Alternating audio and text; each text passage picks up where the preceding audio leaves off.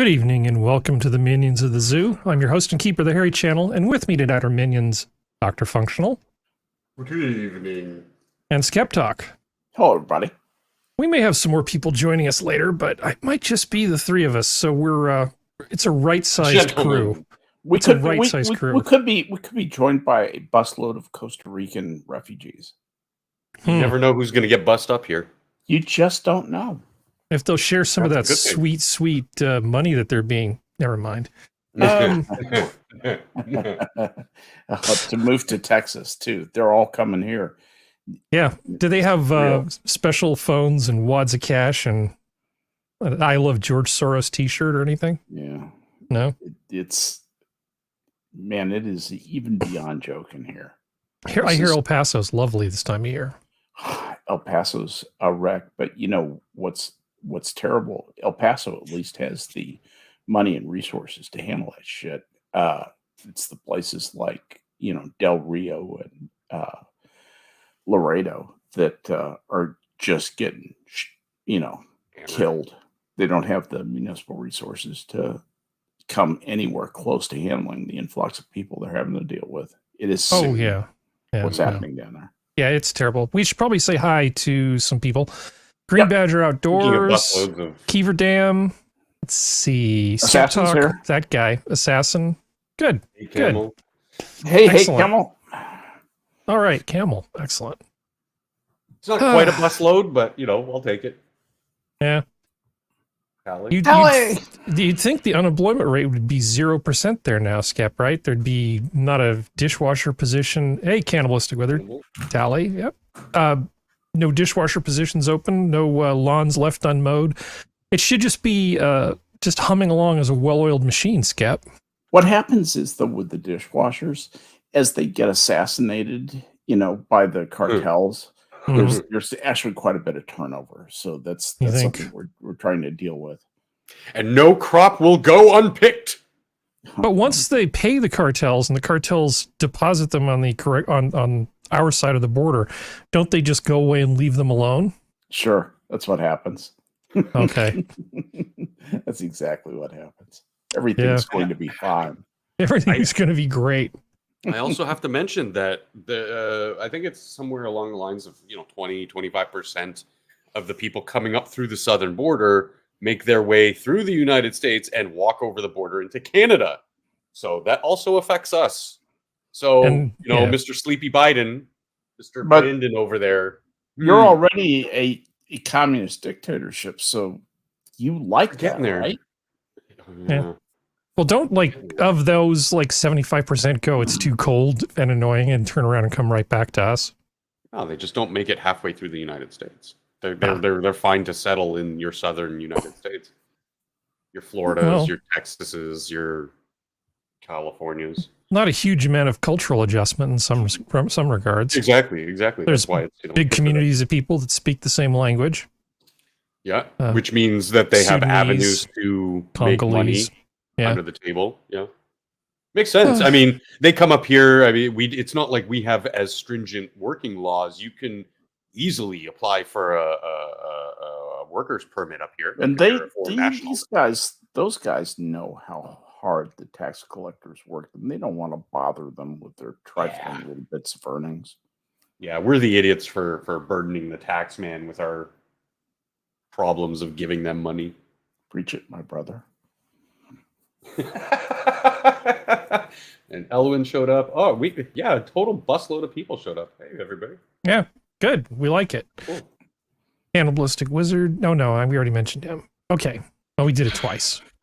Very professional. So, we have news. We have a little bit of news. Approximately 2 hours worth. Of course, with one of our big talkers gone, I don't know. We might finish early, but I think we'll be fine. We'll be fine. There's plenty to talk about. And there's plenty of hot air to expand. And I have a backup just in case we need it. I have a new fish that I hate. I didn't know if I was quite ready to talk about how much I hate it, but in a pinch, we can bring it into the rotation. Wait, is this worse than the fish whose name shall not be mentioned? I don't know which fish that is. Voldemort fish? The ugly, worthless giant fish. Abe Vigoda? I don't know which one you're talking about. Yeah. No. It's what are they? called? Sunfish? Yeah, California sunfish. sunfish. Yeah. No, this is a different fish that I hate. Oh, okay. There's so many fish to hate. We're never going to run out of material. All right. Speaking of Voldemort, real Yeah. quick, I decided to. Excuse me. Oh shit. Don't die. Sorry about so that. he said his name and Voldemort choked him. Yeah. I labeled AOC Volvamort. I thought it was Nice. cute. People around me got a chuckle. Oh, I thought there was going to be a subordinate clause, and they put me in Twitter jail. I'm not on Twitter, so Well, I came up. They I can't came up jail with me if a- I'm not there. I came up with a new nickname for Joe Biden if he craps himself again. Lower GI Joe. Lower GI Joe. Nice. Nice. I'm terrible. Okay. So this month is No Mow May. Have you heard of this before, Skep? You have a lawn?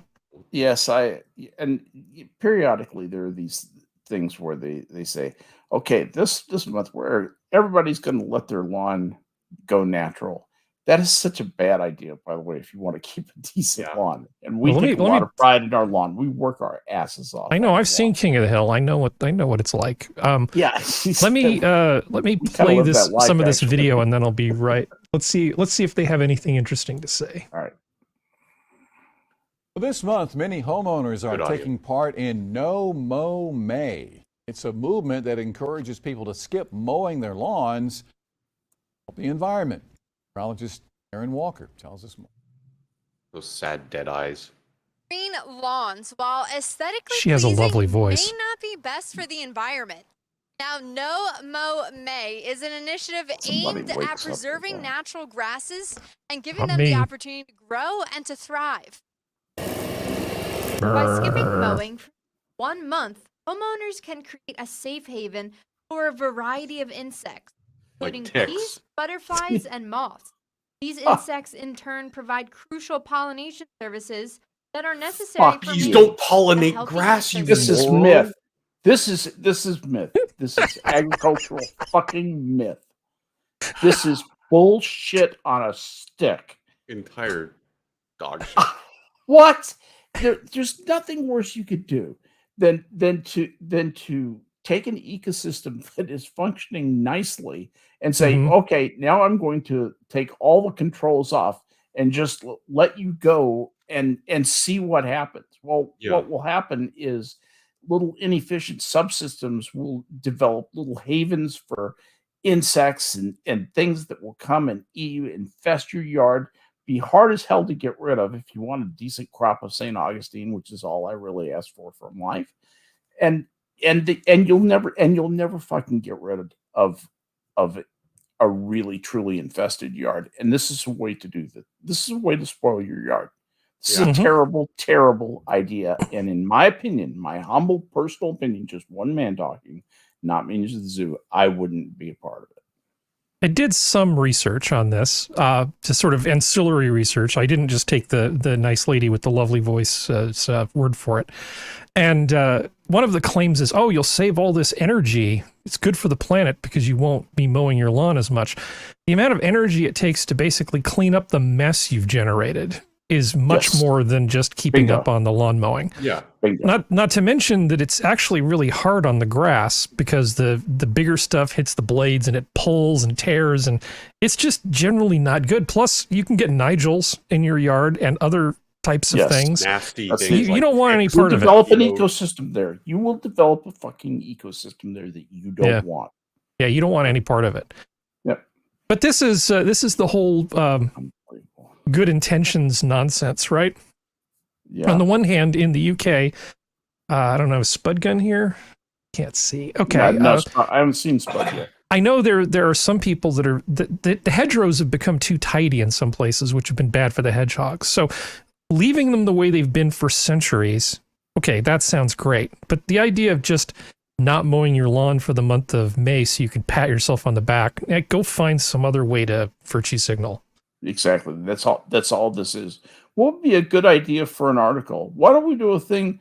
I know what we'll do. We'll have no more May and get a couple of scientists to say it's okay. You know, and then they get these paid eco whores who will say anything for a buck. Fuck. And their rationale is completely baseless. Not true.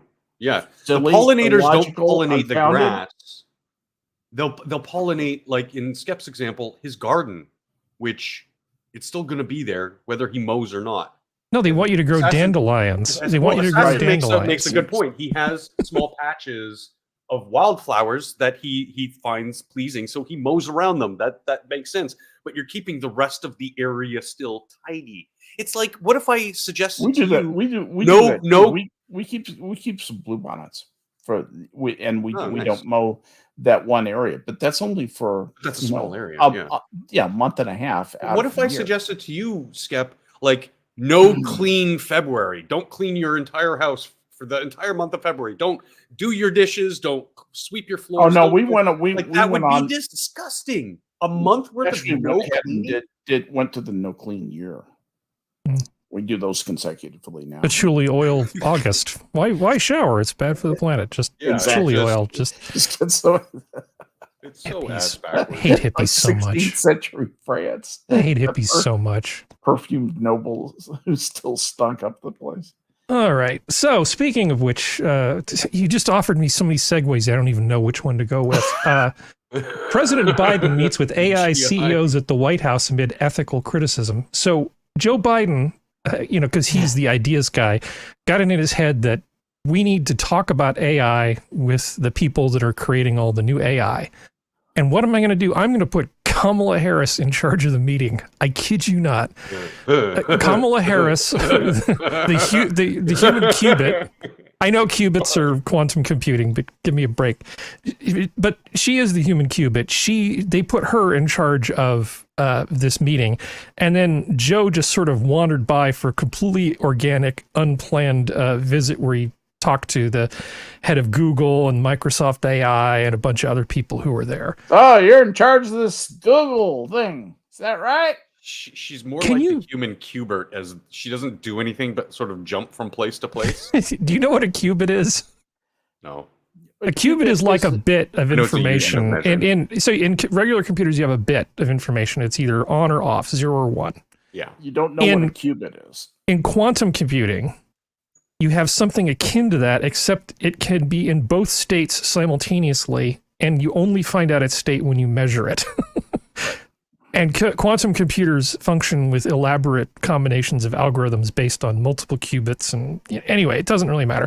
The point is, Schrodinger's cat is used as an example of. yeah, but she can hold two positions simultaneously. It's only when you poke her and she says what one of them is and then laughs that you find out what it is. That's why I called her the human qubit. And I just broke one of my own rules. Never explain your jokes. Okay. Anyway, so somebody decided that this would be a good idea. So it was Kamala Harris, Sundar Pichai, Satya Nadella, who is Microsoft's AI person, OpenAI, Sam Altman, and Anthropic's Dario Shemp. So all very trustworthy people. Well, these are all the people that are making these things and stand to make a small fortune off them, and none of the people who are worried about the ethical considerations. Mm-hmm. And that was the criticism that this meeting got. Not that the person who heading it was completely unqualified and that it's a huge waste of time, but instead that they weren't focusing on the ethical considerations. So last year, one thing that you didn't say about this is, did anybody not think about the optics of putting Kamala Harris in charge of AI? well, she's top people. She's also in charge of the border, and look how important that is. Shouldn't you be able to demonstrate some level of intelligence before you can talk about artificial intelligence? No. They have to try to make her look good since she's on the ticket for 2024. She's going to just end up making her look awful. Harry, there is no ticket. Biden is the guy. If Biden kicks, they're going to have to run her. Look at how good your economy is. They will have foreign to run policy. her. And she wants to run, by the way. She does. I'm sure she's looking forward to it. But last year, the Biden administration proposed the Bill of Rights to protect Americans from AI harms. I didn't hear about this. I don't know how it escaped my notice. Probably because I don't care about AI and I don't care about Joe Biden. That's a 1-2 punch you can't get away from. A set of 5 principles developed by the White House Office of Science and Technology Policy embodies the core of the AI blueprint. Safe and effective systems. We're the government. We're here to help. Which emphasizes community feedback in developing AI systems and protections from unsafe AI. Algorithmic discrimination protections, which proposes that AI should be deployed in an equitable way without discrimination. Meaning, we don't want these computers drawing politically incorrect inferences from the sets of data that they're analyzing. That's a nice way to phrase what's going on. This is utterly irrelevant crap. Mm-hmm. Every bit of this is absolute dreck.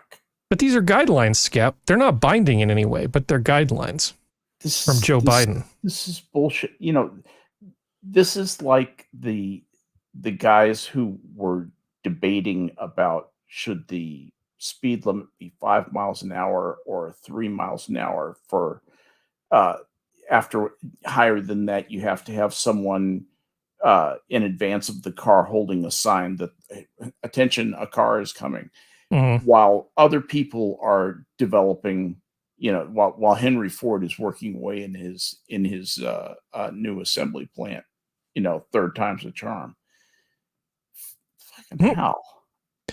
Well, don't you want a digital Bill of Rights? Don't you want protection from algorithmic discrimination? This is utterly irrelevant. This is utterly irrelevant. You'll have none of it. Go read the Crypto Anarchist Manifesto. Mm-hmm. These people, the people who are writing this stuff, these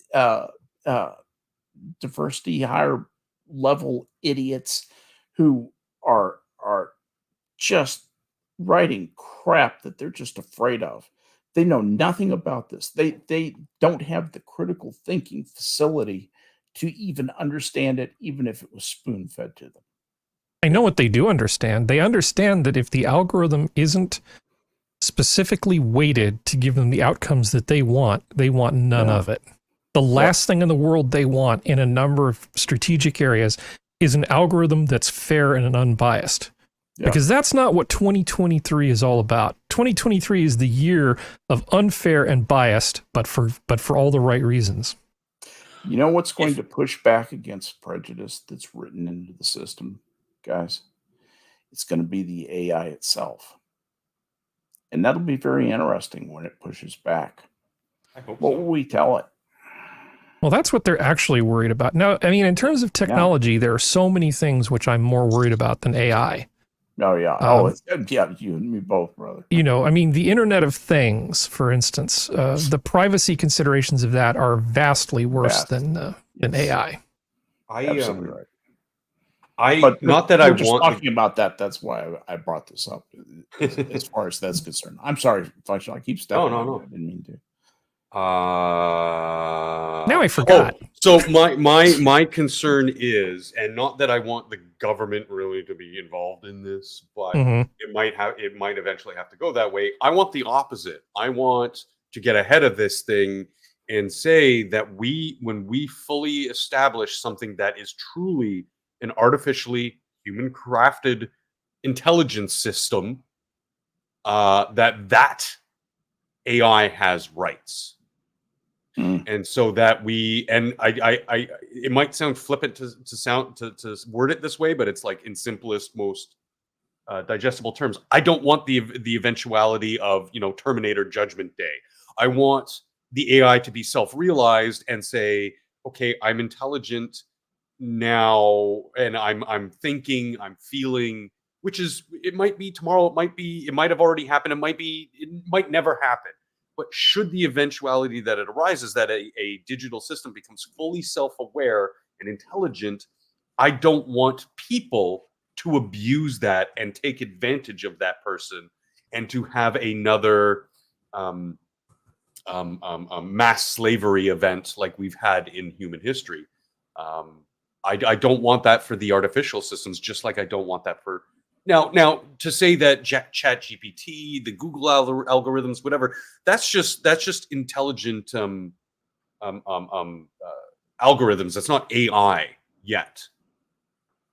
Well, people call it AI. You know, it's sort of like when people talk about genetic engineering of food or GMOs. Different people mean different things when they mean GMOs. And similarly, different people mean different things when they mean AI. There's a huge bunch of stuff involving what are called neural nets and machine learning, which is one aspect of this, which I think is probably pretty darn good in general. It will get us facial recognition. Okay, but it will also get us self-driving cars, and it will empower like old people to have a lot more independence and just do a lot of great things for us. On balance, machine learning is going to be much better. And if you want to legislate somewhere in there, that's probably where we should be focusing if you want to be a rights advocate. Okay, that kind of stuff. Because what we don't want is to take, you're in public, you should have no expectation of privacy, and then say, and therefore you shouldn't mind us digitally stalking your every moment in public, and then compiling that into a data set and then letting anybody have access to it. It really is a case. If you haven't done anything wrong, you have nothing to fear. The government's not going to make a mistake about this stuff. It's too important. Yeah, and the cartels definitely won't put a bunch of mattresses in a van and drive up next to, you know, your daughter and then snatch her off the streat. Because that totally wouldn't happen. Yeah, that's never happened. That's never happened, right? Everybody knows that's a myth. I wish it was a myth. So anyway, then it's getting dark in here. What? It can get a lot darker. You heard about the mass shooting that is just up the street from where I live. Yeah, I did. Oh shit! Fucking hell! It's here. I didn't. Anyway.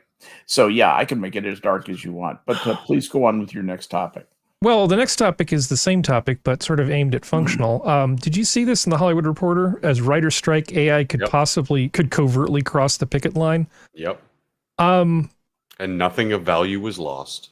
I think that writers, the writers union, which wants to employ as many writers as possible, has a real concern here, because as a tool, a lot of this AI stuff will make it's a force multiplier. It's like handing a soldier a machine gun, except it's a writer, and it's going to allow one writer to be so much more productive than they would be otherwise. In terms of the production part of things, not necessarily the ideas for something, but in terms of actually realizing those and fleshing them out and handing somebody a script, this AI stuff is going to be huge, and it's going to reduce the number of writers that are needed for shows. And I think the union knows that. I'm not super worried about them replacing all the writers on a show with AI, but I think the union has something to worry about here. It definitely does have to worry because, like you said, they want everybody in the union. The more people paying dues, the richer they get. But this is specifically Hollywood Writers Guild, which is, I mean, the quality of product is 12-year-olds can do better fan fiction than some of these people put out making, you know, 6 figures a year. So yeah, nothing of value is lost. I don't care about these people. Like, I could not care less that they are going to be on the job, off the job, because we'll get the same at the current level of, you know, air quotes AI.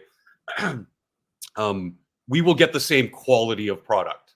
Might be some better stuff here and there, but the general level of quality, I will put money on it right now, will be about the same. That's how useless these people are.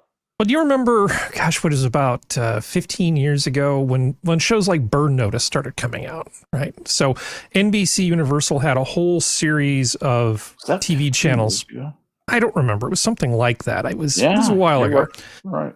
But, you know, so NBC Universal had all these channels, and they had one that was the USA Network. Maybe they call it something else in Canada, but it was the USA Network. Yeah. And so they came out with, you know, hi, I'm a person with a photographic memory pretending to be a lawyer in a suit, and here I'm a spy in a suit, and here, you know, I'm a lawyer in a suit. And it was all like sort of the same thing, like pretty people plus action plus clothes equals profit. Yeah. And and it was so formulaic that that it was obvious that they didn't necessarily have AI, but they had an algorithm for producing slightly better than average TV that people would watch. It was artificial almost intelligence. Yeah, except it was just an algorithm. And so when I thought of this, I'm like, did they already have that 15 years ago? Yeah, when USA was churning out the same show with just a different skin on it? Yeah, it kind of is in a way, isn't it? What do you think, Functional?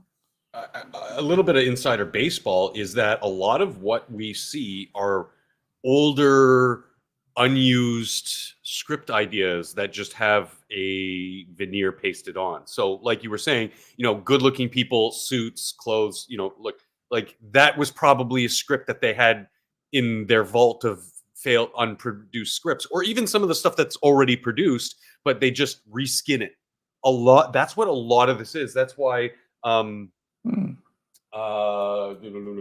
so Assassin brings out that CBS last year had 200 pilots in development, this year 2.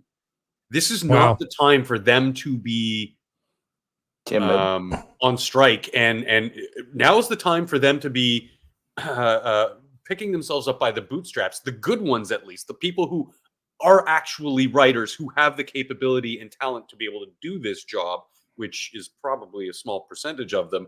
But that's the time for those people to stand up, go, I'm going to keep putting out good product, fuck the unions. I don't want to get I don't want to be replaced. Want to compete? Are those the sort of people who want to compete in that kind of arena? Well, they would have to, or they'd be out of the industry, because the end point, Skep, is that TV is dying. These writers, their industry is dying. They're grappling on for job opportunities for them. Oh, well, pretty soon they're all going to be, most of them are going to be disappeared. Look at what is gaining ground. Is it the non-union writers who are giving shows to, or selling shows, I should say, not giving, to Netflix's, Amazon Video, CBS Plus, all the online services. And those people are not unionized. These are people with just, for the most part, these are just people with talent, who have ideas, who can sell them to these companies. And that is what is taking off, and has been for a while. So a lot of these writers, they know they're in the shit. This was a desperate play for them to strike in the first place, so that they can secure contracts, because they know if they don't get that 8 to 10 year contract in 2 years, they're going to be out on the street. Okay, I have to address the chat because you're thinking I'm slandering Burn Notice. I was a little cruel here, but I have to tell Camel and Assassin a short story. This won't take long. My grandmother started watching that show right when it came out, and my grandmother was, first of all, I agree about Bruce Campbell. He was outstanding. It's just there wasn't enough of him in the show.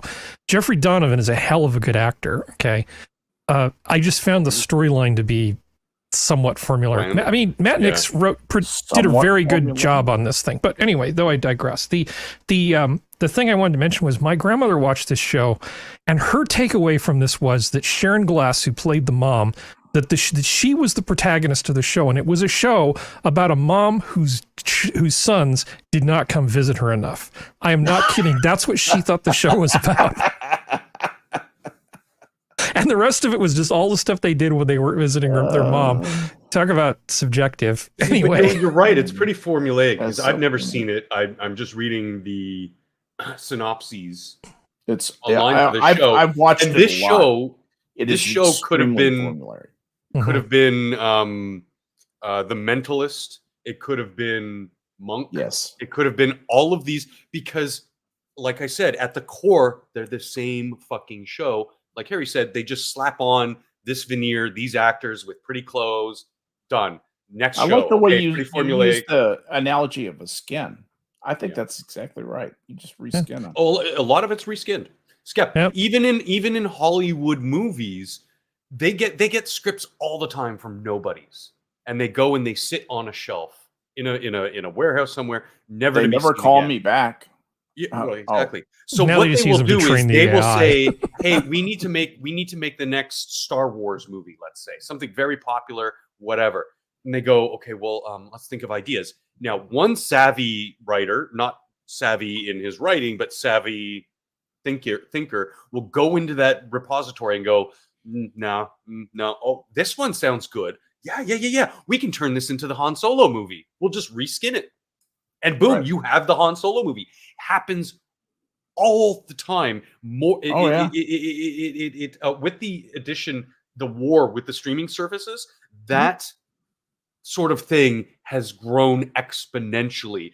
If we had hours, I could sit down with you and be like, okay, what are the top 10 movies the last 10 years or whatever? I could sit down with you and break it down like, okay, well, this one is a reskin of this. This one is a reskin of that. It's all repetitive because to a point, everything has been done. If you think about it, if you think about it, My Fair Lady was Pygmalion reskinned. West Side Story was Romeo and Juliet reskinned, right? Yep. And Assassin brings up a good point. Kurtzman, he crossed the picket lines from the last big strike. And excuse me, that's how he's been up the ass of CBS and been like, keep talking functional. I don't want to get to the drag queen recruiters. Damn it. Well, I mean, because he sucked up and he crossed the picket line. I mean, that's why he's in charge of like Star Trek right now, and he's ruined it. Like I said on last night's show with I'll finish in a second. With Sanguine, is you think of the three biggest, easiest, profitable, should have been the easiest profit for anyone to make, Skep?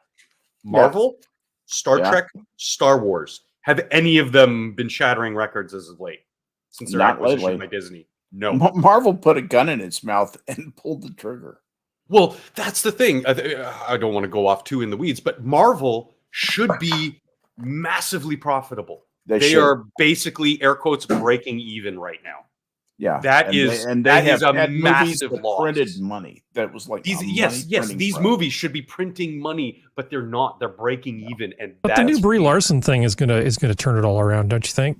The Captain Marvel or whatever the hell it is. What is she? Make Captain America into a transsexual, non-binary fat lesbian. Brie Larson's Mary Sue Adventures with no limbs. I don't know if you heard, but they're doubling down on the Star Wars stuff with Rey Skywalker. The next couple of movies are going to be back, even though right after the release of these movies and the shitstorm that came out of it, they're like, oh, you know what? We might not even make these officially canon. Now they're going, no, they were pure canon, and we're going to double down. We're going to make more movies with another cardboard cutout actress. And Han Solo is going to turn out to be a transsexual. Started life as a cis woman, but was misidentified at birth. Yeah. Okay, I thought you didn't want to talk about that sort of thing. So I just wanted to mention that there are times when you can change something, but you have to change it in a way where when you just manipulate it and make it into like a remake, you have to make it substantially remade. Like the new Battlestar Galactica was substantially remade from the original source material. Okay, huge. It was the reverse. It was the skin of Battlestar, but it was completely new from the old Battlestar. If you look at Sanford and Son, great show, Red Fox, and I can't remember was it Cleavon Little? I can't remember the guy who was with him, the guy who played his son. Anyway, Red Fox was fantastic. And so they took a UK thing about a father and son who basically had a junk business and then placed it in LA with, two African-American people. And one of them was the comedian Red Fox. The fact that they got him to...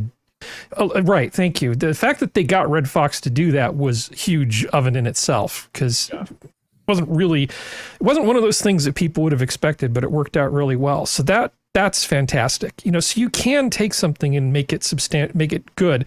Or in the case of Jeffrey Donovan again, he was in an American remake of Touching Evil with Vera Farmiga, which I thought was actually better than the UK source material. Sorry, but that's just my impression. Because that's actually a much better role for him than in Burn Notice. He was outstanding in that. And Vera's actually, she's really solid too. But anyway. What movie was that? It was a series called Touching Evil based off the UK series. Okay. And Jeffrey Donovan was outstanding in that. One of my favorite shows of recent right now is The Mandalorian, and the entire first season and a half was basically a reskinned Japanese tale of Lone Wolf and Cub, which is a samurai story. But that attributed it to keeping the spirit of Star Wars, because what was the original Star Wars but the Fortress, Hidden Fortress, which again, Japanese samurai meets Western in space. Like, it just, sometimes you're right. These kinds of things work. But for the most part, how these guys are actually working the writers' rooms in Hollywood is they do it so lazily. There's no effort there. And you can tell the difference between something that is reskin or remade that has effort, that has a love of the craft from the people who are doing it, to, well, I just got to put something out because I got to earn my paycheck. Like, you can tell. We went all, if anybody wants to learn more about that, we went all over this for like the first hour and a half of last night's show. Well, there was an episode of Star Trek that was essentially The Tempest, Shakespeare's The Tempest remade, and there was an episode of Enterprise that was really Seven Samurai remade. Right. But anyway, none of this is important, and we have things to talk about. I mean, I don't actually care, just to be perfectly blunt, but miles to go before. Let's see, where are we? I just like good media when we get it, you know? Oh, yeah. So this was filed under Humanity Was a Mistake. Let's take a look at this. Details on a Northern California mommy blogger who was convicted of falsely accusing a couple of trying to kidnap her children. ABC's Mona Kosar Abdi has more on the case and the video viewed more than. Hopefully she has a better voice than that other woman. Led to arrest. This morning, a popular social media influencer who falsely accused a couple of trying to kidnap her children, now convicted of lying about the whole ordeal. Monday of this week, my children were the targets of attempted kidnap. 31-year-old Katie Sorensen, a mom influencer who posted beauty. Scum. I mean, to pretend that somebody tried to kidnap your kids for clicks. Yeah. This woman is scum. This is getting out of control. These people need to be locked up. There needs to be reprisal. At least she didn't Munchausen by proxy the kids, but this is only one step up from that. Well, in the spirit of this, I don't know if you heard about it, but there was also a food truck operator who Jussie Smolletted his own truck. He torched his own food truck and claimed that it was white racist.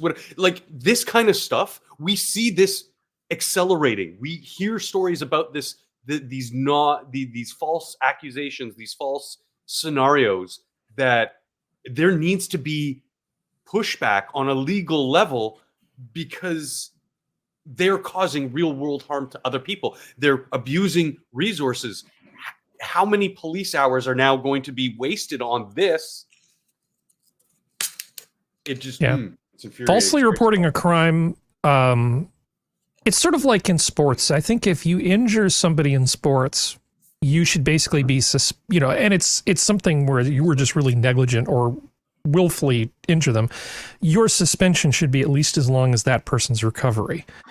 And I think that kind of weird reciprocity might apply to reporting a false crime. I think that the punishment should be proportional to the type of crime that you're falsely reporting. If you're going to take away 10 years of a person's life, with some sort of claim that they did something terrible, and you lie about it, I'm thinking you're well on the road to 10 years yourself. Yeah, I think you should. I think you, as the false accuser, again, prove it in a court of law beyond a shadow of a doubt. You then will suffer the consequences of that crime that you falsely and knowingly. Go ahead. One thing I wanted to bring up: won't somebody think of the fucking children here? This is not a. I know you're not. This is not a woman who needs to be raising children. She at least gets an in-depth, not just an interview. She gets a profile. That's a different thing with CPS. And she gets the full fucking Monty audit on her as a parent, as a condition for possibly keeping her children. Where's the father? You do a situational evaluation. Those people are really good at what they do. A lot of them, the ones who care, and they need to go in there and audit her and make sure that those children are in a safe home with a woman who's not going to hurt them. So she was charged. By the way, that gunshot that you heard outside my window was lightning hitting the ground. I would estimate about less than a quarter mile from my house. Nice. Probably about 200 yards. It was almost instant with the flash. Yeah. I was near a lightning strike about 2-3 years ago, and it's a completely different experience than when they go off far away. When you can feel the electricity in the air. Yes. And you no, smell the you're just like, hell no, hell no. Yeah. It happened. I was outside, and it was, gosh, I know exactly where it was. It was 3 blocks away, and that was like, oh, holy crap. So yeah, when they're close, it's a whole different thing. But I was in a truck on a freeway. Lightning struck about 50 feet away from the front right fender of my truck that I was driving. Let me tell you, your vision goes completely out. Your vision goes completely out. You can't see a fucking thing for like an instant. You really can't. It is the bluest light you ever, and the explosion. The other thing that I noticed was it was the weirdest thing. It kicked up a bunch of dirt and threw it all over the place. I saw it coming toward I could see the cloud of dirt it kicked up coming toward my car as it happened. I was going 55 miles an hour. I was driving through a rainstorm. It's just Texas weather. What's that in cubits per second? Yeah. Sorry. Nature is not nurturing. Yeah. Nature does not care. I did see this in the show plan from before, so I had an article ready to go. She has been officially charged. She's facing 2 counts of making false reports, one to the dispatcher and the other to the officer who showed up, which faces a maximum of only 6 months in jail per charge. So she is facing about a year in prison. She's a white woman, although it is California, so who knows? But there is. I just don't think that that's. I don't think that that's a. I mean, that's a slap on the wrist comparatively. She probably won't see the inside of a jail cell. There'll probably be some soft on crime DA who they'll gives probably her ask her if she wants to participate in the foster mother program in California. No, Skep, because she's white. She might be a woman, but she's still white. So we can't have her appropriating people's culture. Yeah, good point. This kind of shit just aggravates me. How insensitive of me. And I couldn't find any evidence of there being a father involved. Well, there was at one point, maybe briefly for like 3 minutes or so, but that's 2 minutes we and know there was 48 one seconds, there at some but who's point. counting? He left her a 20 on the bureau and left. All right, well, so I'm not sure if this is more or less outrageous. Panel, California, a free state, owes black residents $1.2 million each in reparations. I identify as a black California resident me now. too. Oh, I'm so black. Actually, no, Skep, I've been identifying that for 12 years now. So, all right. The committee signed into law. The committee signed into law by Governor Gavin Newsom, Democrat, during the height of the Black Lives Matter panic in 2020. Released an interim report last year backing reparations and proposing separate black schools, among other proposals. Though it narrowly decided that only those black residents who could trace their roots to Southern slaves should be eligible for reparations, it has determined that all black residents continue to suffer. Economists advising California's task force on reparations have, at long last, released an estimate of the damages caused by the state's history of slavery and its many vestiges of white supremacy, up to $1.2 million per black resident over a lifetime. I think this is pretty amazing stuff.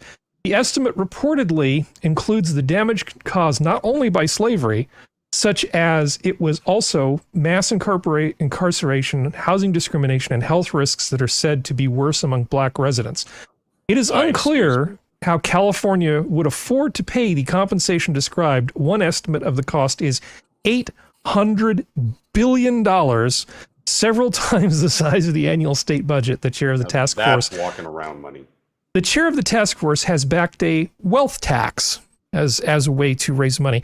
Essentially, there's some rich white people over there. Let's just take their money and give it to people who will do better with it. And I know you're thinking who apparently are inferior to them, that this is terrible and they'll never come up with the money. Well, they've got an answer for that too, and it is as follows. California should aim to hand out reparations down payments to its black residents as soon as possible. Governor Gavin Newsom, Democrats' state task force, has now recommended. I mean, don't worry about those details of how you're going to pay us the $800 billion with a B dollars. Just send us what you got right now, and we'll check back with you later and see if we can shake your lunch money out while we hold you upside down. You know, if you took Ellison's money, Sergey, and some of the other billionaires up there, you could probably shake loose close to 800 billion. I'll bet you could get 800 billion out of California. Just take their money, because that's legitimate, right? So you can give it to these people. Yes, Keever Dam. Homeless, penniless white people should pay reparations, because they weren't part of the solution. If you're not part of the solution, you're part of the problem. It doesn't matter. The advantages of the colonialists who came in and took the land from the native people. Every Californian who did not pick up arms and reverse migrate the other way back to the eastern United States to free slaves is just as guilty as the slave owners themselves. And if you deny that you're racist, that's even more racist. That's doubly racist. That's double racist. Do you gentlemen remember the year 2015, the glorious year 2015, when organizations like BLM and notions of this were laughed at by the mainstream media? Because Pepperidge Farm remembers. Well, functional. And then the Orange Man bad came, and I was a SharePoint administrator. I have amnesia that year. Yeah, but functional. They have a perfect justification why for these. You just give the money now. Well, don't worry about sorting out the details. Just give us money now. Just give it to us now. And the reason is, given the process of calculating the amount of some of the losses and determining the methods and structure for issuing payments could involve a lengthy process, the task force further recommends that the legislature make a down payment with an immediate disbursement of a meaningful amount of funds to each member of the eligible class. One document penned by the panel reportedly recommended.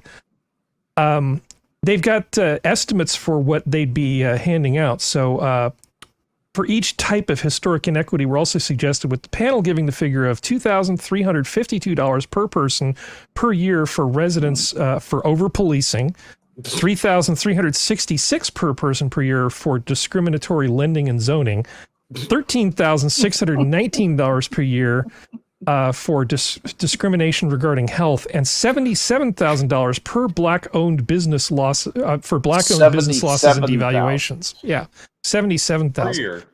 Yeah. And that figure was not $76,000 or $78,000. Why? Do you remember my bold proposal that I came up with, that we just pay them in reparation bucks, and then anybody who felt that they should be paid should just honor those? Absolutely. It's like school script. Good idea. Yeah, exactly. If you want to be virtuous and you think this is a good idea, we just pay them in reparation bucks. Yep.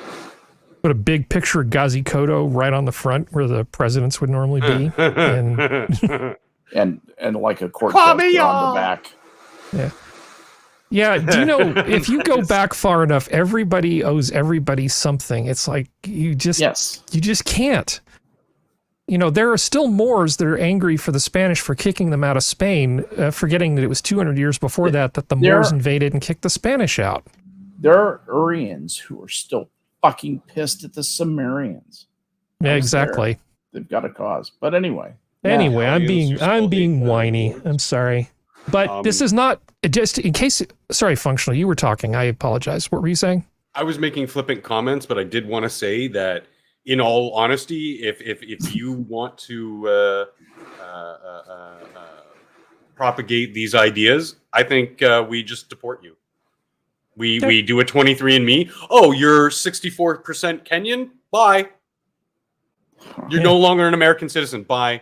Yeah, if you want to completely destroy the economy of Africa more than we already have, let's just send a bunch of rich Americans back with buckets full of cash to Africa. These aren't rich Americans. It would be the Patrice Cullors is, but it would be the most racist thing we could possibly do to just dump a bunch of cash into Africa.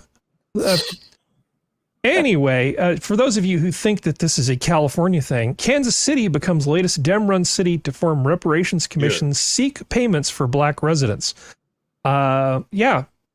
So that's something you can look forward to. So it's not just California. I told you this stuff is just going to spread. All kidding aside, I actually think because this is not doable, reparations are not doable legally. They just aren't. They're not. You cannot do them. Newsom knows this too. He knows as soon as they pass that tax is going to get challenged and it will be ruled unconstitutional by the Supreme Court, guaranteed. Yeah. But this is them trying to take a little bit of pressure off the steam of the anger of the black community, and this is a bone they're trying to throw them to keep them quiet.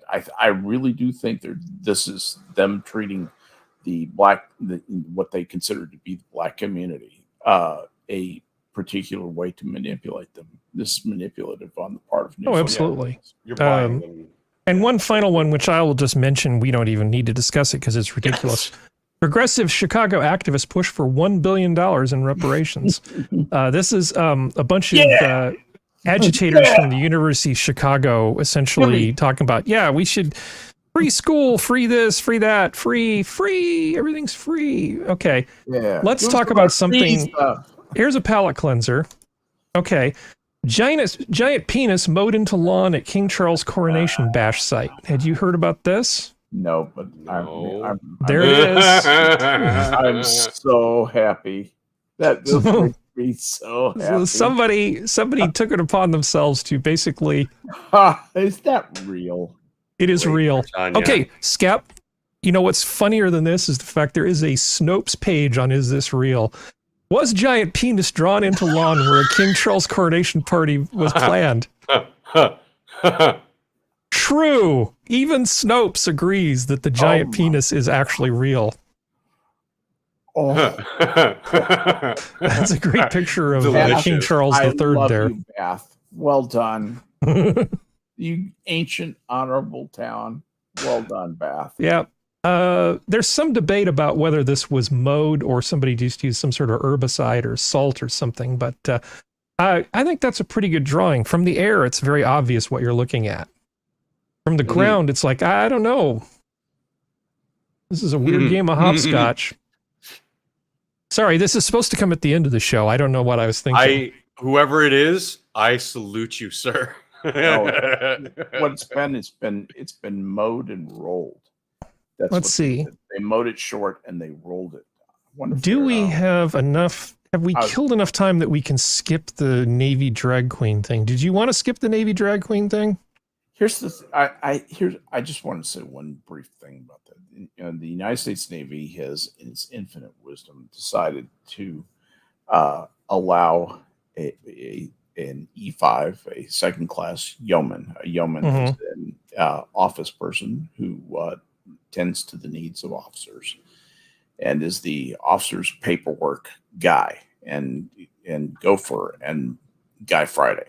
Well, one of these people, a yeoman second class, which is the exact midpoint of midshipman rank of enlisted rank, is non-binary. He's a drag queen thing, and the U.S. Navy has selected this man, woman, I don't know what he goes by, to head up this recruitment drive that because they've got a shortfall of officers. And I think that this disaster is going to make the Dylan Mulvaney disaster of Bud Light look like a success.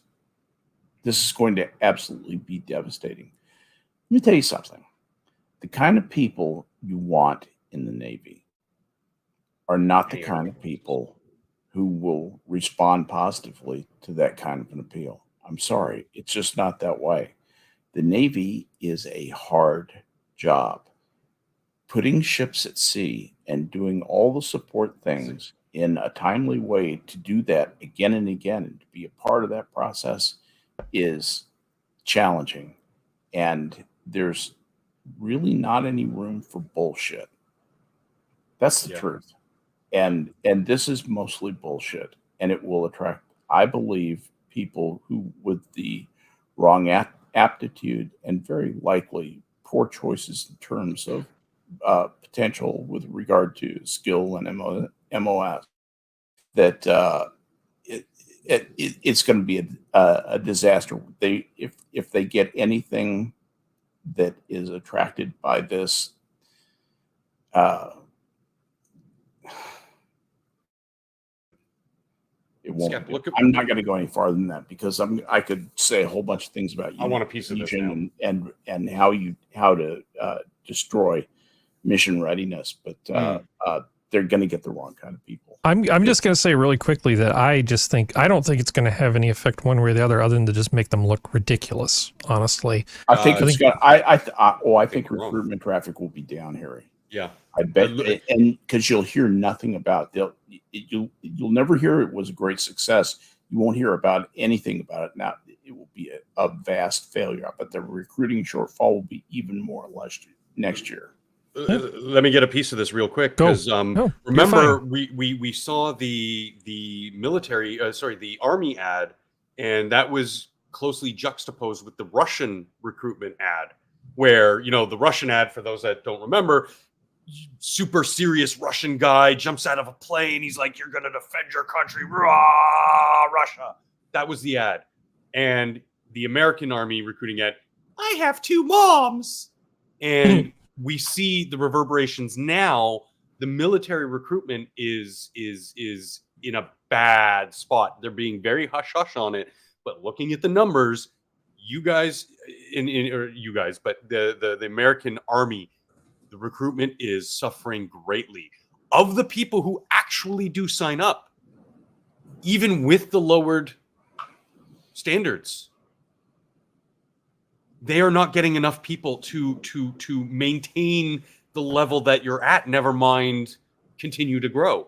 So this is bad. This is going to be I feel it's going to be just as bad for the Navy, and we probably won't hear much about it because they're going to keep it hush-hush, but it's probably going to be just as bad for the Navy as it has been for the Army with their social justice ad. So. Yeah, well, I mean, the stage name of Harpy Daniels, that's a thing. As digital ambassador, yeah, Yeoman second class, digital ambassador. There's our happy yeoman, and there he is doing his job, digital ambassador. Okay, anyway, moving on. Ukraine says it downed a hypersonic Russian missile with the Patriot system. I'm still trying to process how this would be possible, because the missile that they're probably claiming to have knocked down, if it's the hypersonic missile that Russia's been using recently, is capable of Mach 10.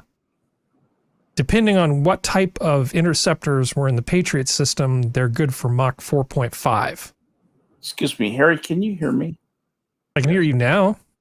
Okay, I'm sorry, my screen has frozen. All I can do is move my cursor. I've got some sort of a process hang.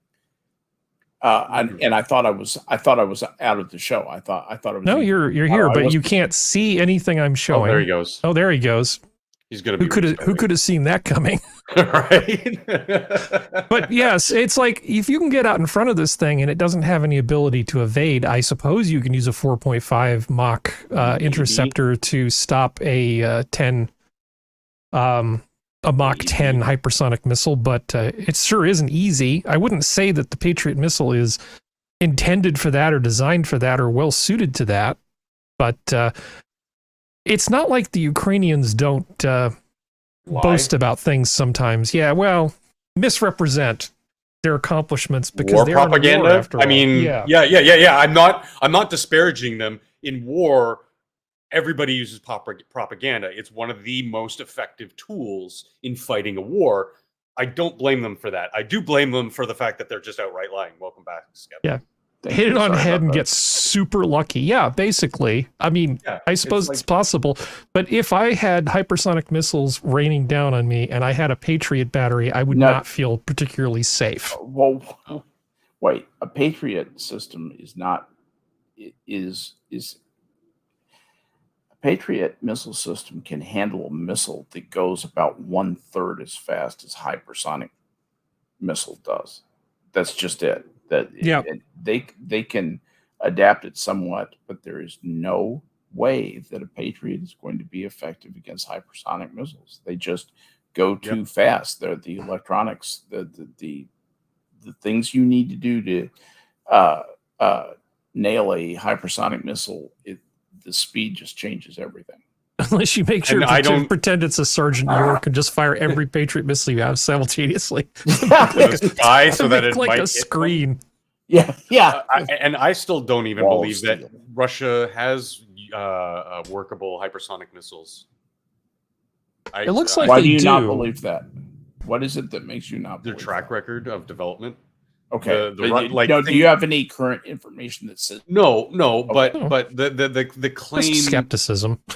Okay. Yeah, just general skepticism. Which I share. The claim, I'm with you. Yeah. I'm sure we're of the same mind of that. I mean, the claim, great claims require great evidence. I've seen no evidence that they have working missiles, hypersonic missiles. I've seen reports that they've been testing them or trying to develop them. I haven't seen the evidence of it, So, it's kind of like I was saying when you were gone, Skep, propaganda is your greatest tool in war. Both sides are using the propaganda machine.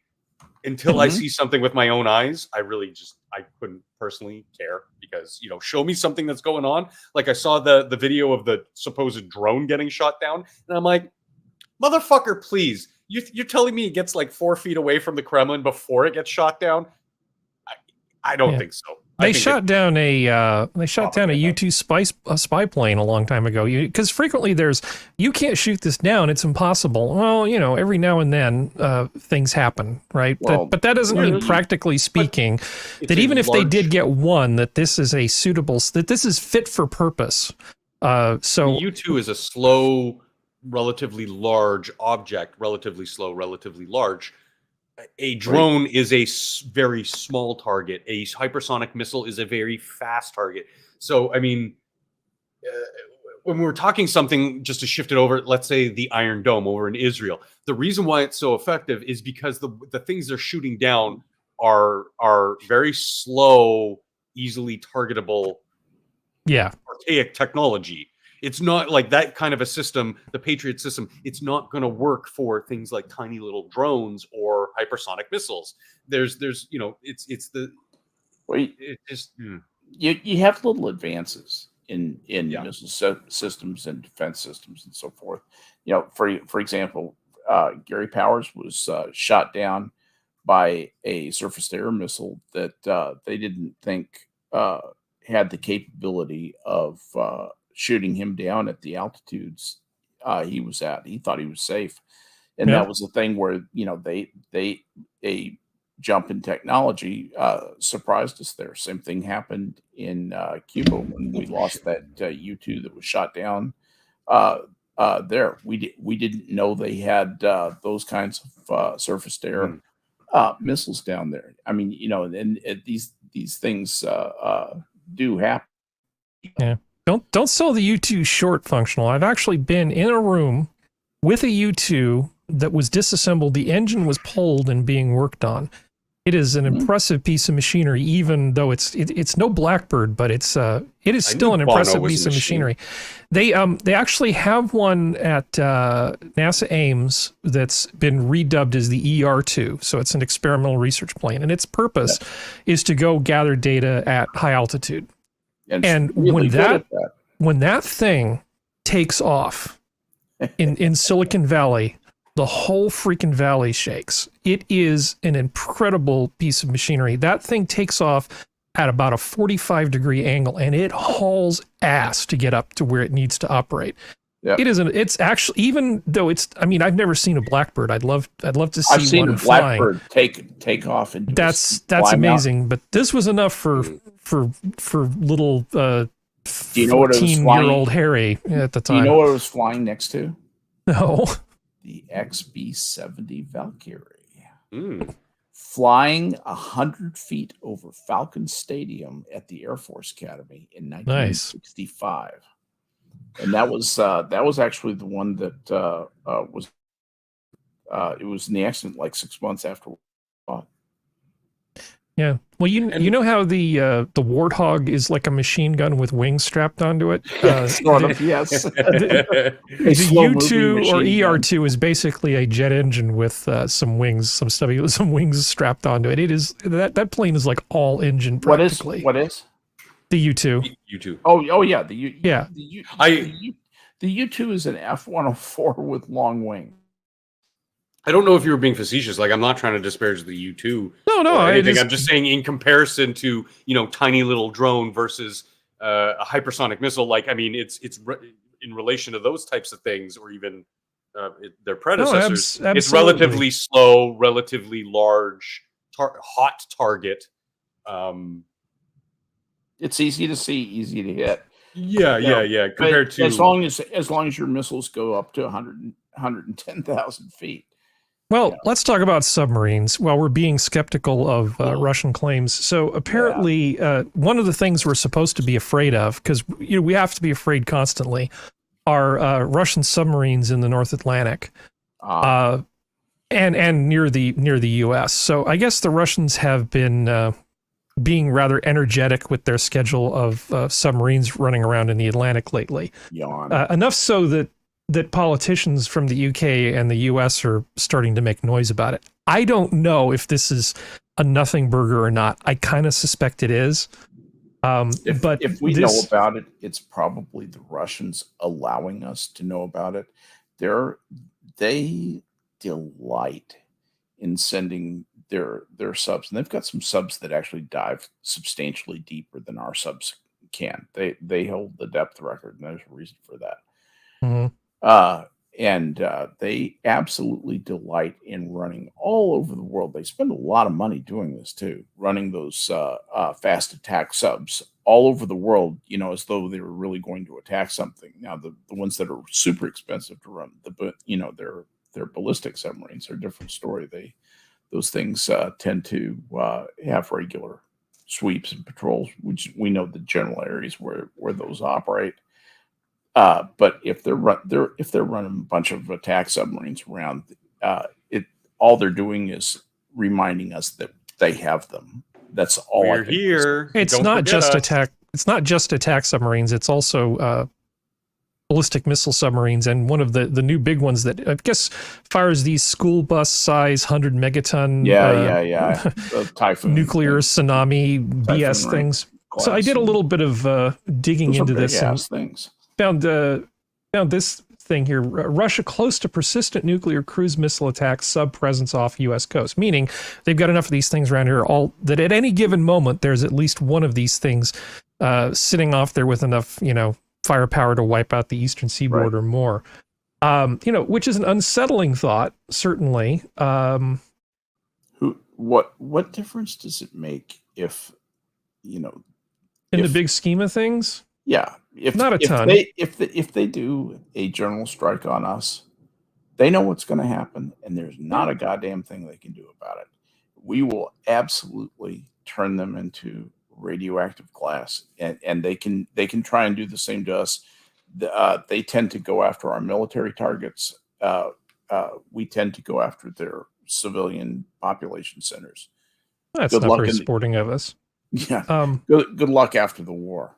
So I was looking at the power of the Russian submarine force, and so they've got 11 ballistic missile submarines, 17 nuclear-powered attack submarines, nuclear-powered cruise missile submarines 9, diesel-electric attack submarines 21, and air-independent propulsion-enabled 0. I don't even know what the hell that is. And then I compare that to the U.S. forces. We've got a bunch of old Los Angeles-class fast attack subs, 18 in-commission Ohio-class ballistic missile subs, 3 Seawolves, which basically was canceled before they finished the project, and 19 commissioned Virginia-class fast attack submarines. I mean, they've got submarines, we've got submarines. I think our odds are pretty good. I'm going to sleep fine.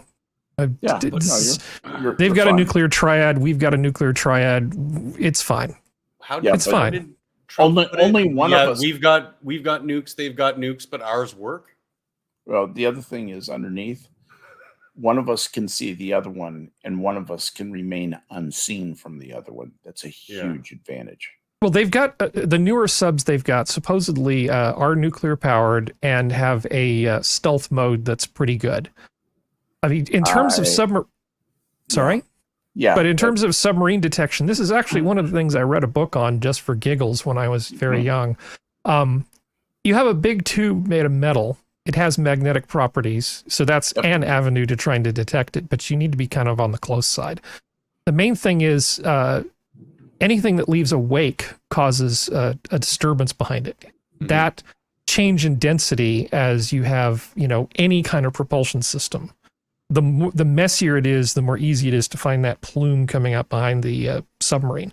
There are ways to detect a submarine, but if you're deep and the screw is really clean, or whatever propulsion system you have produces a very, very clean flow of water. And you have a titanium hull, so it's not magnetic. You can make a submarine that's really not easy to spot if it stays low. The titanium hull has a lower crush depth than ours do. Did you know that? I mean, deeper crush depth. Okay. Lower, closer to the center of the Earth. Okay, lower, because I thought that would be fewer feet below the. But anyway, you know what I mean. Yeah.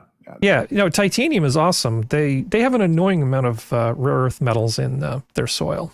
Bastards. Yes, they do. Yeah. That's why we need to nuke them, so we can preserve our precious bodily fluids. Why is our titanium under their soil? Okay. Let's see. Where are we for time? Let's see. 1 hour and 13 minutes. Where are we supposed to be? Are we supposed to be talking about this stupid thing?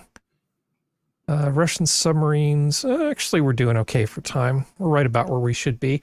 DeSantis signs bill allowing Florida board to cancel Disney deals. Now, for anybody who wasn't here earlier, essentially, the outgoing board ceded their authority to Disney and their factotums and said, here, just do whatever the hell you want for the next 100 years. They tied it to some Byzantine legal principle in England about some monarch dying at a certain time. That doesn't really matter. The point being, it looks like the Florida legislature just said, nuh-uh, and we can just undo that. I don't know about the legality of this. I mean, this seems like the sort of thing that one could certainly challenge in court, because the people who granted those permits had the authority to do it at the time. And again, I'm not a lawyer, but I don't think this works. Yeah, something like this is going to be solved by the guys who, count. This is going to be a very detailed case, and it's going to be sorted according to details. Some outcomes of cases like this in the business community, at least, things that I've seen are surprising, and I think it's hard to predict it sounds illegitimate to me. That you can have something like this be decided by the placement of a single comma. It can come down to the skill of the lawyers involved in every aspect of this. Which doesn't mean you cannot predict who the winners or losers are going to be. Sometimes it's just who made a mistake first and who has the better lawyers. Being on the right side of it doesn't really matter all that much. I don't know. This whole thing, it's like, I get it. DeSantis got kind of pissed off by this thing, but would it really have been that big a deal for him just to have ignored these people? I mean, is this really a fight that he needs to have?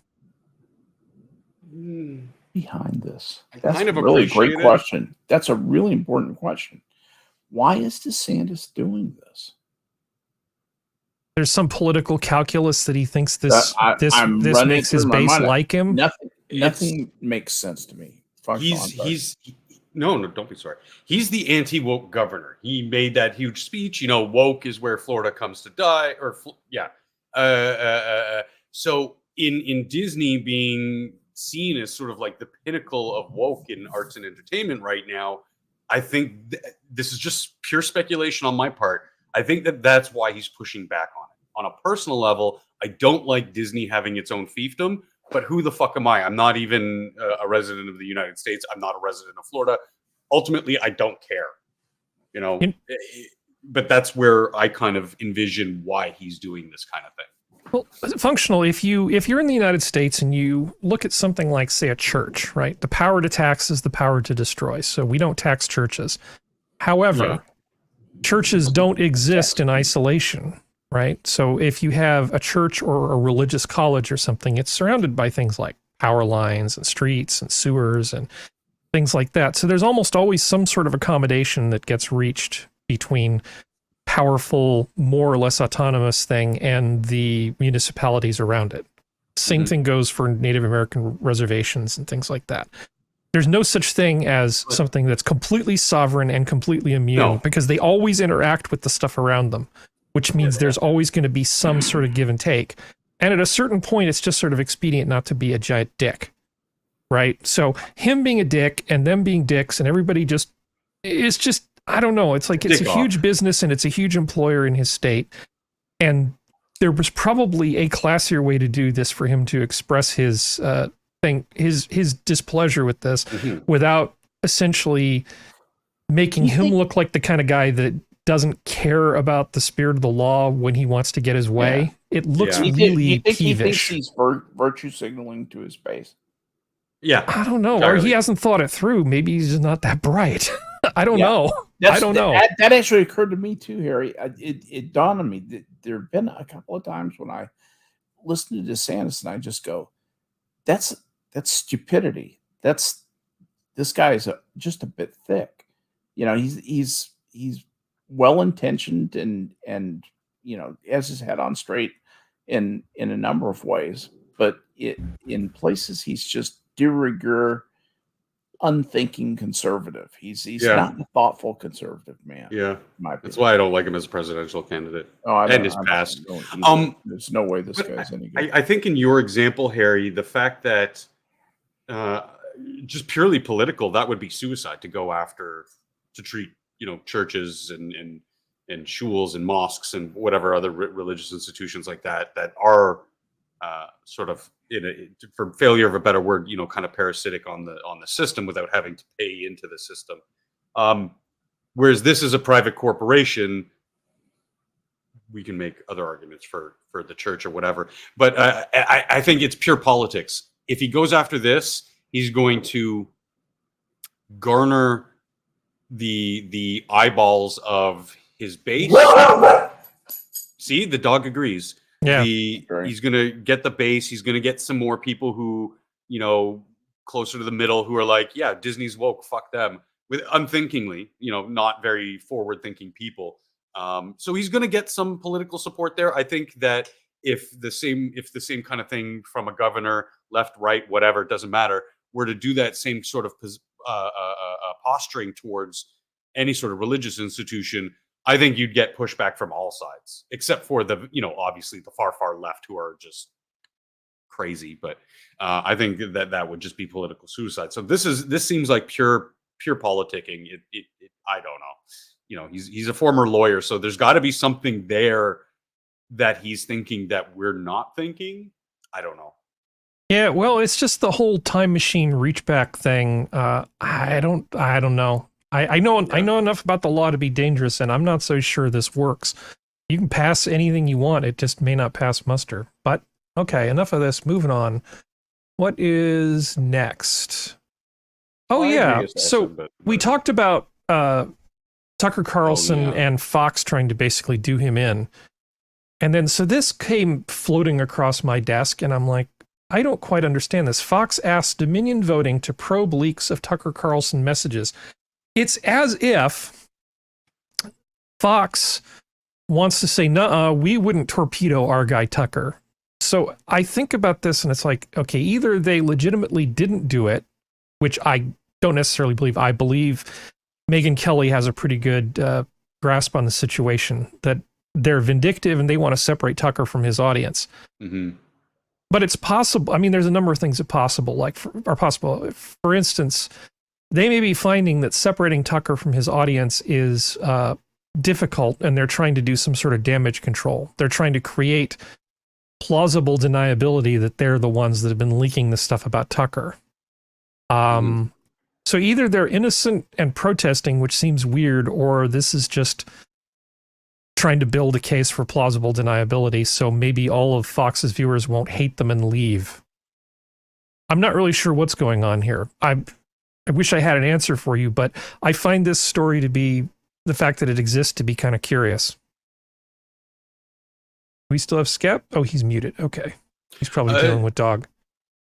Yeah, I mean, I'm not very familiar here, but this isn't really my wheelhouse when it comes to, but it does seem more to me like they're using it more as a optics cudgel as opposed to anything of substance. Yeah. Because it's just what I see in passing on YouTube and the news and whatever. Like there's no there with everything that they've released so far. Like him calling the producer or whatever lady at Fox, Irina Briganti. Yeah, so what? He called her a cunt. Big fucking deal. But people are going, oh my God, it's the end of the world. He's such a racist. He called her a cunt. Wait, what? How is cunt racist?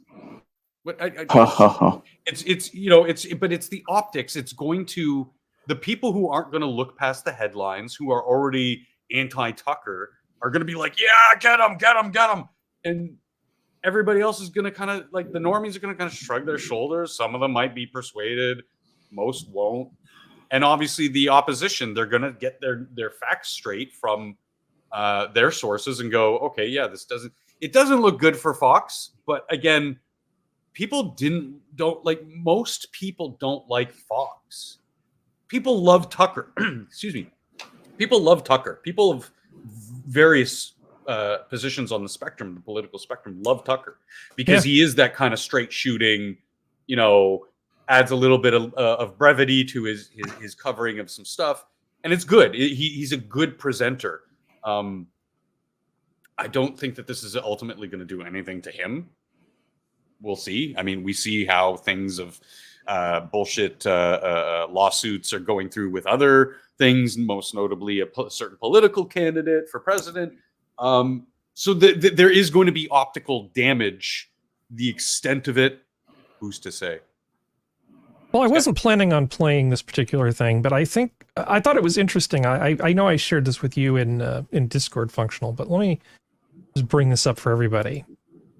This could be a put on. I didn't know you could fish here. You can. You can? Yeah. Oh, yeah. What are you fishing for? Are you videotaping me? Yeah. Why? Because you're in public. I can. Well, I know you can. I'm not challenging your right. I just want to know why you I find it interesting that you're fishing in Central Park. Oh, yeah. It's absolutely. See, it sounds like it's confrontational. I'm fly fish, so I use flies. I'll show you. Oh, those are the things you make. Exactly. Yeah. Okay, the string. I'm stupid. I don't fly fish. That's all right. Most people don't. Oh, okay. See, and you tie them. You tie your own flies? I do, yeah. You do? Good man. Where'd you grow up? I grew up in California. Yeah, you did a lot of fly fishing out there? Not really. No? But I learned in later life, and it's a great pleasure and a great sport. It's like relaxing, right? Very. And, you live in New York now? No. Well, I do live here part-time, actually. Okay. What do you do with the video? I put it up on my channel. I have a lot of people that follow me. Do you really? Yeah. That's great. I have about 15,000 people that follow me. Really? Yeah. That's so neat. He's such I mean, that seems pretty good to me, honestly. I mean, I know it could just be a put on. He did come across the guy behind the camera did come across a little confrontational at first, and watching the video, but in doing the research about the guy, he's like autistic or something. Like that's just his demeanor. He's not actually very confrontational. And yeah, he's probably on the spectrum a little bit, but yeah, he seems like a decent enough guy. I would probably, if I saw Tucker Carlson, hanging out in the park across from my building, I'd go over to him. I wouldn't videotape the man because I'm not of that mindset. That guy's totally on the spectrum, by the way. But I would go up. I'd be like, hey, I'd want to talk to the man because Tucker seems to be an interesting dude. Like, yeah, like fly fishing. Wow, I've never seen fly fishing before. What's all this about? You know? It's like walking. I would up to do Jay that Leno if it was and... Harry. I would do that if it was some stranger. I would do that if it was Tucker. Like if I saw something interesting, I talk to people. That's well, it would be like walking up to Jay Leno and saying how much you like your your Subaru or something else, just some sort of modest car, and be like, that's great. And it's like he genuinely is happy that you're happy with your car. Even though he has hundreds of cars, including classic Bugattis going, just ridiculous thing. Yeah. So Tucker could have been a complete dick. He could have about the guy having 15,000 followers, but no, it's great. Yeah, because that time is my own flies. Yeah. I like the fact that he looked like he almost felt like he needed to apologize for being from California. That's awesome. Yeah. Do you know what you can fish for in Central Park? Muskies. No, I'm just kidding. Not muskies. Largemouth, bass, pumpkin seed sunfish, bluegill sunfish, carp, and there's a couple of kinds of pickerel over that. Harry's going to go to Central Park with everything but now and just like shoot into the water. Die, fish! Die, fish, die. Let me see. Pumpkin seed sunfish, though. That was my favorite. Pumpkin seed sunfish. So speaking of the Bud Light thing, right? The people talk about, there was an ad back in 1993 which was Bud Light Ladies Night, and this is what it was. And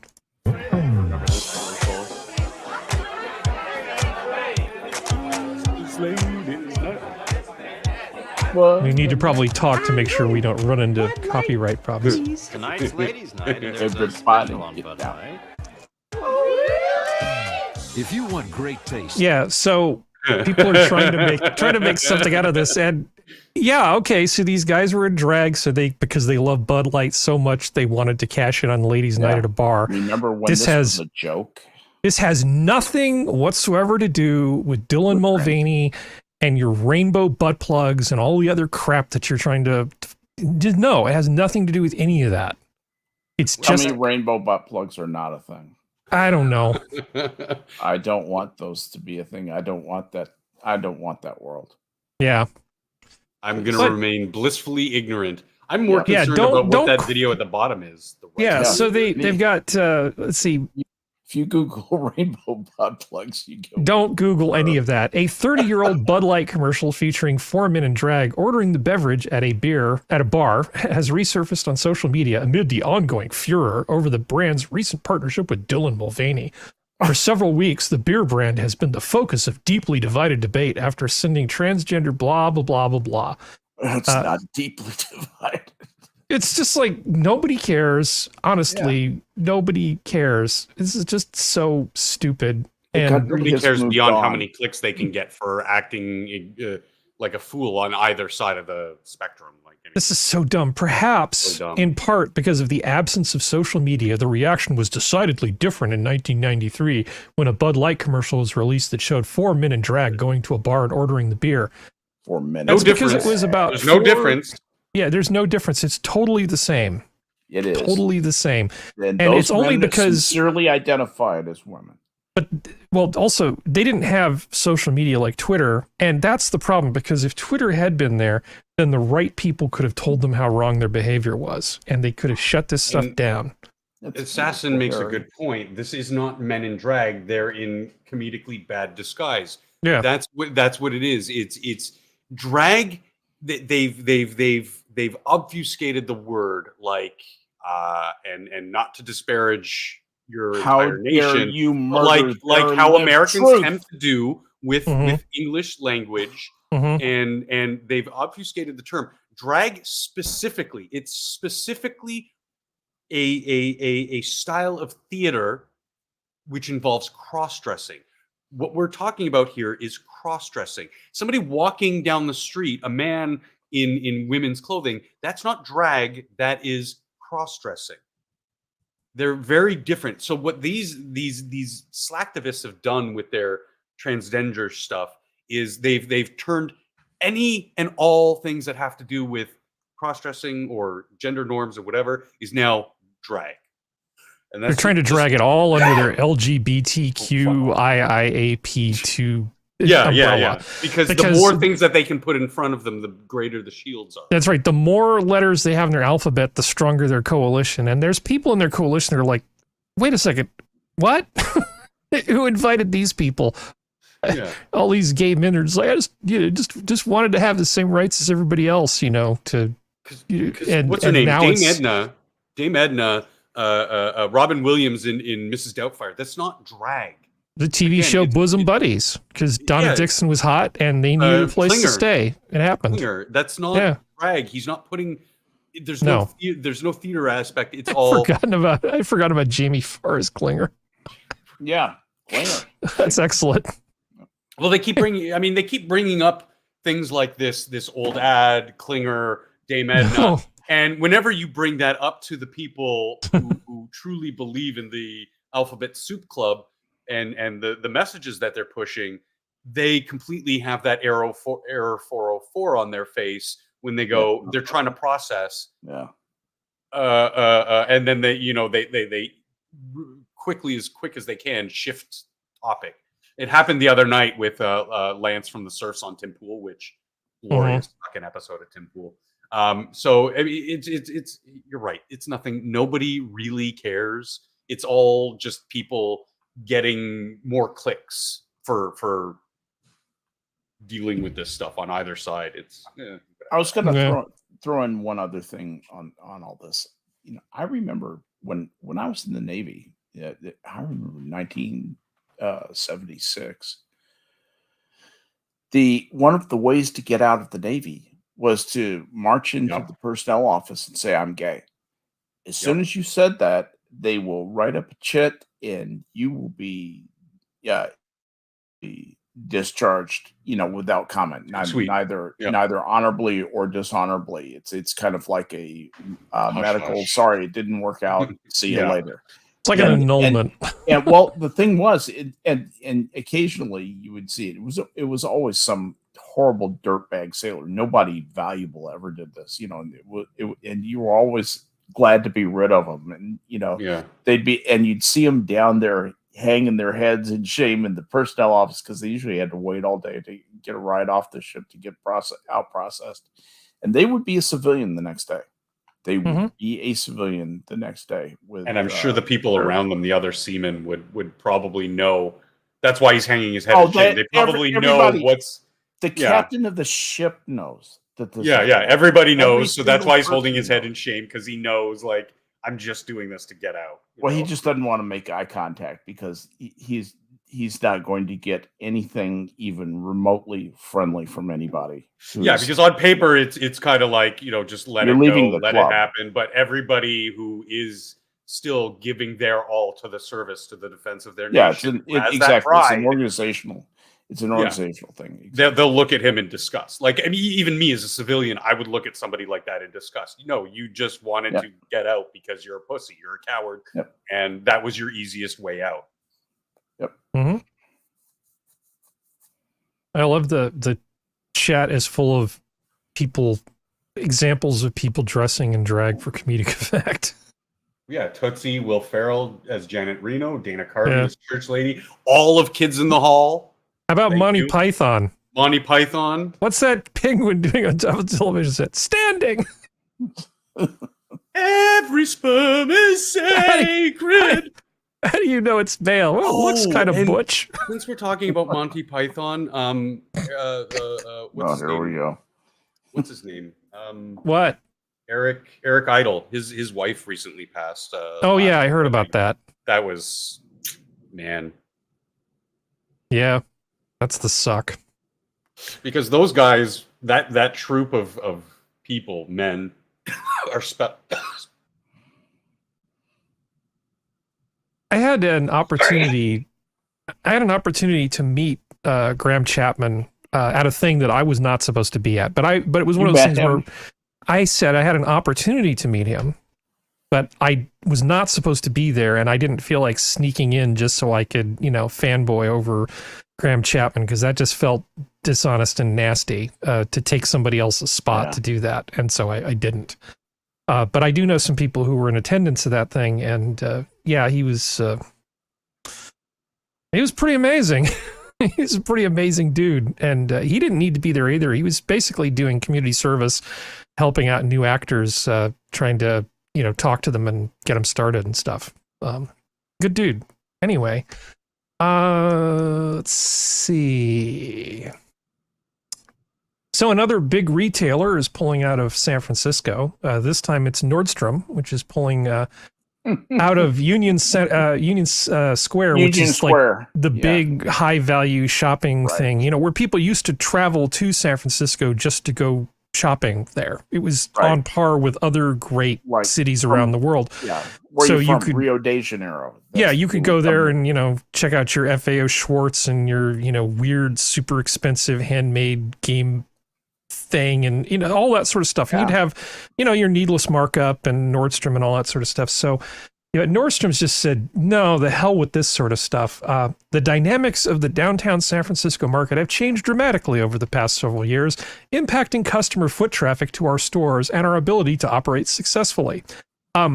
You mean that anybody who drives down there's probably greater than 50% chance that somebody will break into their car looking for anything to steal?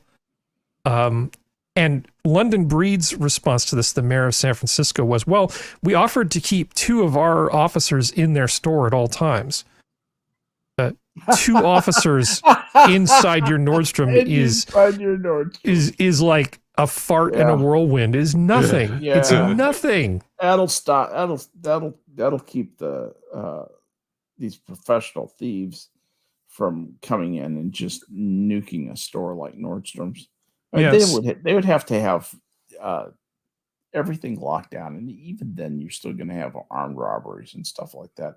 That place, London Breed has turned that place into Chicago, just the same way Beetlejuice turned Chicago into Chicago. Yeah, you've seen some. I'm sure you've seen some of the videos, Skep. It's like something out of a zombie movie. There's this tidal wave of human bodies that will run into a store, grab everything in sight, and leave. Oh yes, I've seen that. Yeah. What it doesn't matter if they have 2 or 20 security guards. There's no stopping a wave of people that large. Right. No, and they won't, because it would be bad press for them to do that. But the philosophy is that it's never appropriate to shoot somebody over stealing a piece of property. Why would you commit that aggression to someone who simply, as an example, as a teachable moment for that person and everybody else who sees it? That's why. Yep. Not to mention, there more people have died from these mass looting events, just from being trampled, from being crushed. People taking part of it. So it's not a perfect system yet. We're trying to make the looters more organized. We're trying to get the merchandise out the door in a safe manner. Everybody's on the same team here. Yeah. Well, I mentioned Scott Wiener, the guy who. What do I say about Scott Wiener? He's probably the second most powerful politician in California, and he's kind of a weird dude in that he really likes doing things like breaking up families. He's really in favor of that, and he's big on like bringing in out-of-state people to, trans up their kids and that kind of thing. He's big on that, but he's weirdly in the pocket of developers.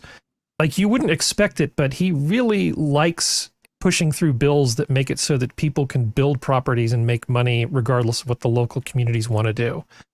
He's big on pro-developer stuff, which makes no sense because he's super liberal. But anyway, California State Senator getting kickbacks. Yeah, Scott Wiener tweeted that the closing was horrific and tragic, but underscored the need to reimagine downtown San Francisco and address public safety concerns. Current conditions are untenable for San Francisco's future success, Wiener said. Meaning that he would love to just have the people who, allegedly give him his kickbacks go in there and redevelop that whole thing.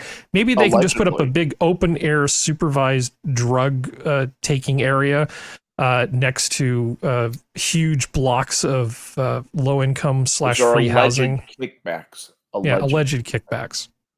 Yeah. I don't know. San Francisco just makes me sad. But, it's not just San Francisco. Oakland, California, which everybody knows that I hate Oakland, California more than I hate fish. And I love Oakland. I love my old Oakland from 1975. So they have actually been continuing the eviction moratorium since the COVID thing started. It's still going. What's going to happen when that moratorium comes to an end, Harry? Well, that is a good question, Skep. But there were some people that wanted to push it out to September, but they're going to have it end on July 15th. Okay. And you may rightly ask... You may rightly ask about this. Oakland's COVID-19 eviction moratorium, first adopted in March 2020 as a pandemic upended daily life, will come to an end this summer. The city council voted at midnight Tuesday, after hours of passionate public comment, to sunset the policy on July 15th. Now, I know this will come as a shock to you, but they've decided to put in a bunch of tenant right things. As they're sunsetting this, they're going to introduce a whole bunch of new stuff. Under the new policy, tenants who can prove they experienced COVID-related hardship can never be evicted for unpaid rent that became due while the moratorium was in place. Landlords are also prohibited from evicting anyone who owes less than 1 month of what the federal government considers fair rent. I kid you not. So essentially, they're saying if somebody just decided not to pay you during the moratorium that was 3 years long. This is looking at the city of Oakland's actual thing. If you were unable to pay your rent between March 9th and July 14th, 2023, because of COVID-19 pandemic, you can never be evicted over that unpaid rent. You still have to start paying rent on July 23rd. Your property owner can still take you to court over any unpaid rent accrued between March 9th and July 14th. If you live in a rent-controlled dwelling, blah, blah, blah, blah, blah, blah, blah. I fucking hate Oakland so much. I just can't stand this town. Amazing idiots. I wish Prospero was here right now, because this, to me, is nothing short of a taking by the government without compensation. That's exactly they're going to somebody and saying, you shall provide this service. You're still going to pay property taxes. You're still going to pay income tax. You're still going to pay all this stuff. The figures that I've found, which I'm not entirely sure are reliable, but the closest thing we've got is that about 80% of the people in Oakland still paid their rent because they're not scum. 80% of the people don't. But the remaining 20% just said, I don't have to pay my rent. I'm not going to pay my rent. About 20% of the people in Oakland who are renters just stopped paying their rent for 3 years.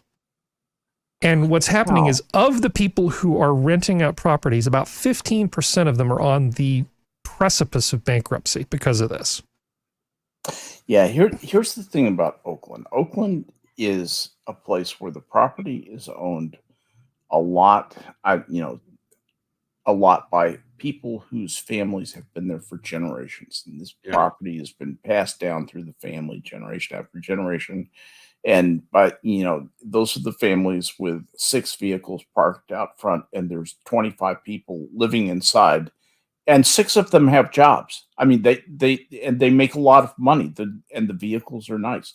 And you see that. You see that type of situation. Then you have the other guys, the guys who are making a business out of it. And these are the guys who are getting screwed. These are the guys who have a business plan. It's got to function between these parameters, but I've got to be certain that I've got these income streams here, and then I can meet these expense streams here, match these up, have a little profit here, voila, the business. And when you say no, you don't get any more income, what the fuck? How is that a fair game? This is going to go to court. And I have a feeling the city of Oakland is going to lose. The city of Oakland is going to lose on this, because there's no way this isn't a violation of the Fourth Amendment. This is a seizure of property. It's an illegal taking. This is complete. It's completely an illegal taking, and just no, absolutely not. It seems illegitimate. I can't say it's illegal. I don't want to be on record. Yeah. Well, I mean, we're lay people, right? But we know what the Fourth Amendment says. It sure. I cannot see a way to rationalize it with the Fourth Amendment, even knowing some of the most liberal interpretations of the Fourth Amendment that are out there. There's no way it stretches to cover this. This is bullshit. It is bullshit. Anyway. Let's see. What is next? But speaking of segues, here's one. See what I did there? Well, there was this thing that happened. Here's the segue for a segue. Rashida Tlaib had put out some quote on Twitter, a tweet on Twitter saying that Israel was an apartheid state, and the new fact checking kicked in and just said, bitch. Yeah, she was saying it's just fantastic. I love this. Tlaib's tweet was tweet, by the way. Oh, you did. Good. The fact check first points out that Israel was created by the United Nations General Assembly resolution, yada, yada, yada. Yeah, that's the fact check then points out that ethnic cleansing Tlaib claimed happened affected both Jewish and Arab communities caught up in the war initiated by 5 Arab states who opposed the existence of Israel. To bolster the second point, the Twitter fact check linked to the State Department's official history of the Arab-Israeli War of 1948. The last note pointed out that Israel has over 20% Arab citizens who have full and equal rights, linking to a Democracy Institute study that found the country's Arab residents had declining rates of infant mortality and rising life expectancy. And by any objective measure, not an apartheid state. Exactly. Yeah. And those Arab citizens of Israel want nothing to do with the Palestinians. Nothing to do. There are Arabs and there are Arabs, and the Israeli Arabs really look down on the Palestinian Arabs, which is kind of unfortunate because it's not the Palestinian Arabs' fault that they're in the state that they're in. It's their leadership, their corrupt leadership, and the very difficult situation there. And the stranglehold that leadership has on the regular folk. Exactamundo. You do not speak against the let's keep using the word leadership because I've got some strong words for them, but you do not talk against that leadership even in private discussion because they have ears everywhere. You're talking about PLO and Hamas? Yeah. The hell? They change the name every few years, but they're the same people. Activist demand higher payments for California Reparations Task Force, $200 million per person.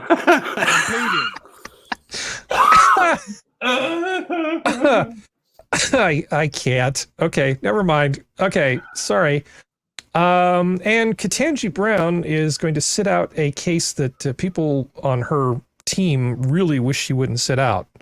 But the reason she's sitting it out is actually, I think she's being principled. She was basically a judge who heard the case previously at a lower level court. She's doing her job. It's like, I know you really want her to put her thumb on the scale, but no. What case is this? The case is Chevron versus Natural Resources Defense Council. It's called the Chevron case. Yeah. Okay. And it involves a New England fishing company, so I'm already on Chevron's side. So anyway, we can skip over that because it's not that interesting. Not too. It's a fishing Let's talk about something that fishes only for sunfish, Harry. So have you, gentlemen, heard about the Roddenberry archive? I know of it. You know of it? Okay. What do you know about it? Well, it's the collection of the stuff for Star Trek. Yeah, 100 years after the birth of Star Trek's creator. It's probably in anticipation of the century ahead. Well, what it is essentially it's a digital archive that's being made with the cloud graphics Envision people Otoy. So the Roddenberry estate and this group of digital people and a bunch of nerds have been taking models and people and things and diagrams and sucking them into extremely detailed 3D models of one-to-one 3D models of like things from the Star Trek universe. I figured, it was May the 4th yesterday. Let's just not talk about that and talk about Star Trek instead because I can. Hell yeah. So this is a huge effort that they're going through. They recently they're working together on this too. It is. They recently decided to take the pilot episode ship, the version of the Enterprise, they actually got an actress who looks like somebody from the thing, dressed her up in the outfit, and then stuck her in their giant 3D scanner space, and then sucked her into VR world. The older gentleman you see in this picture, sorry, it's a little small, he's actually the director of that pilot episode. They brought him over to look at this thing. So like Michael Okuda's involved, Shatner's shown up for this thing. This is really pretty awesome. This is amazing. Yeah. I like everything about this. So the Roddenberry Archive team has allowed the cast and crew of The Cage to step back in time 50 years, revisit a one-to-one life-size virtual set, costumes, characters, and props, including 2 working Enterprise interiors. The Cage, which predates Star Trek, the original series, by 2 years, was written and produced by Gene Roddenberry and directed by Robert Butler. It's just all fantastic. I wish I could zoom in on more of this stuff, but you can see the original actress and the new person that they're scanning. They've duplicated as much of this stuff as they possibly can. Wow! To try to make it authentic. I have goosebumps over every inch of my body right now. This is so good. When I originally heard about this, I thought this was just going to be like a digital resource, like they were just taking all the old documents, and it was going to be like some private server. No. Fucking, oh my god! They're taking all of this stuff, all of it, and scanning it in so that it will be around forever.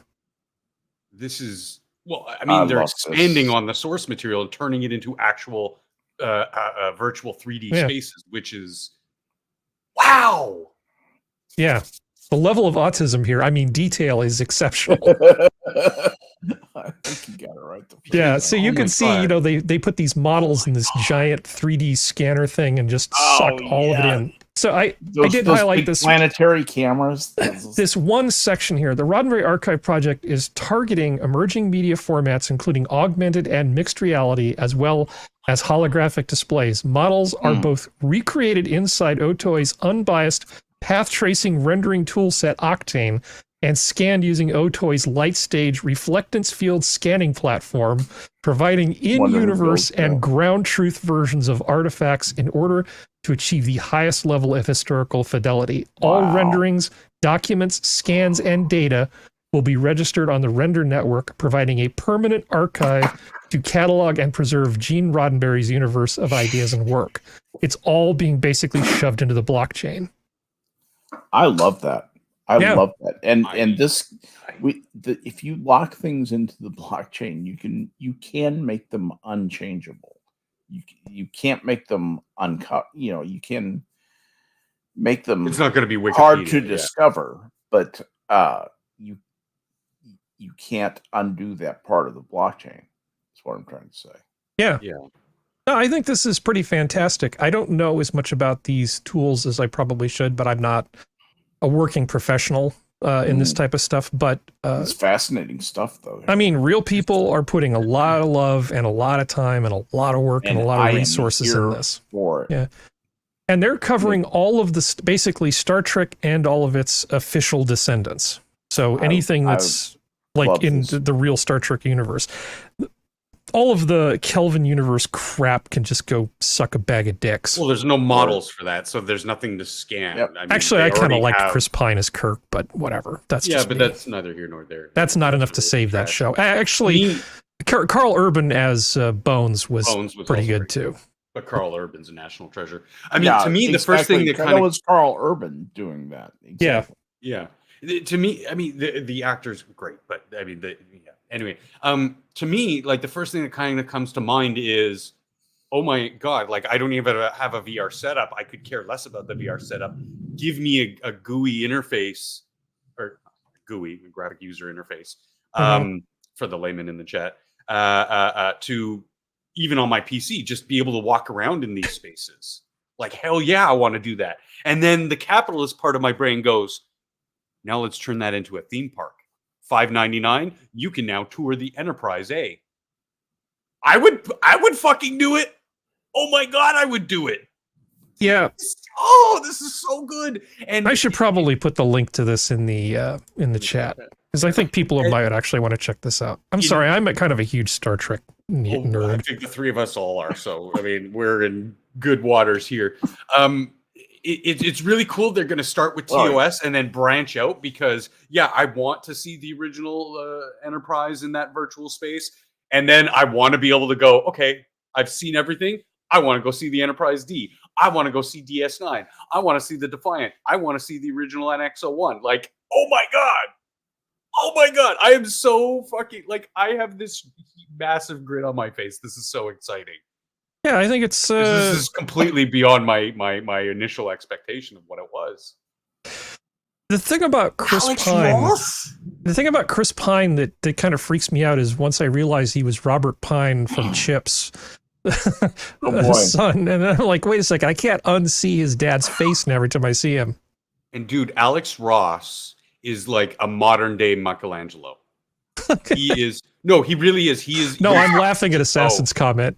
Sir, Star Trek is cool and all, I guess, but you know what would make it awesome? Lens flares and giving Kirk daddy issues. Yeah. Well, at least there weren't any floating letters in space that they had to fly around, you know. Well, let's make Spock an emotional mess, you know, with relationship issues, and let's make Khan a sympathetic no, fuck off. No, with Cumber with the Penguin guy, yeah, rich Corinthian leather. Again, like Chris Pine, it was good casting. There was nothing behind it though. Which, you know, we were talking about slapping that coat of veneer, that skin on things. That was part of the skin in that they market it really well. There's a lot of flashy, like, dude, we all three of us hate those movies, right? But can any of us deny that the Enterprise didn't look fucking amazing? Oh yeah, just as a 3D model, like it looked amazing. So you have that veneer, and then you know that there was no substance there.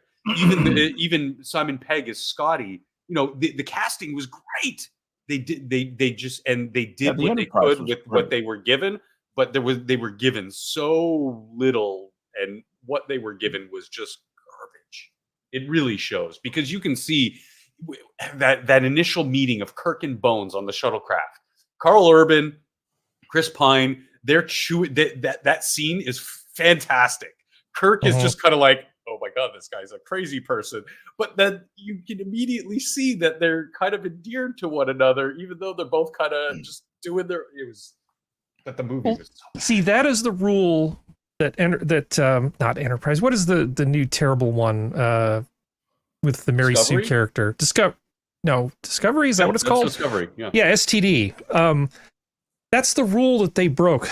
Roddenberry's rule, it was like practically his prime directive when he was writing, is that the cast, they can bicker, but they have to ultimately have like love and camaraderie and get along with each other.